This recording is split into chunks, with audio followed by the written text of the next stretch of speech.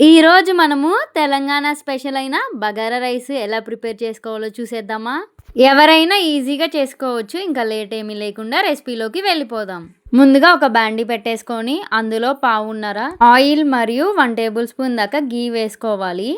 ఇప్పుడు అందులో whole garam masala ingredients అన్నీ వేసేసుకోవాలి. ఇవి మంచిగా ఫ్రై అవుతుండగా మనము ఒక పెద్ద ఉల్లిపాయని పొడుగ్గా కట్ చేసుకొని 2 పచ్చిమిర్చి చీలికలను కూడా వేసుకొని చక్కగా ఫ్రై చేసుకోవాలి. ఉల్లిపాయలు మగ్గుతుండగానే మనము అందులో 1 టేబుల్ స్పూన్ దాకా అల్లం వెల్లుల్లి పేస్ట్ వేసుకొని ఫ్రై చేసుకోవాలి. అలా పచ్చివాసన వెళ్ళిపోయేదాకా ఫ్రై చేసుకున్నాక అందులో మనము సన్నగా తరిగిన కొత్తిమీర మరియు పుదీనా ఆకుల్ని వేసుకొని 2 మినిట్స్ పచ్చివాసన పోయేదాకా మగ్గించుకున్నాక మనము 3 గ్లాసుల రైస్కి మనము 4.5 గ్లాసుల దాకా వాటర్ని వేసుకోవాలి. ఇప్పుడు కాస్తంత ఉప్పు కూడా వేసేసుకొని మంచిగా ఒకసారి కలిపేసి మూత పెట్టేసి మరిగించుకోవాలి. ఇలా మరుగుతున్న వాటర్లో మనము కడిగి పెట్టేసుకున్న బాస్మతి రైస్ని వేసుకోవాలి.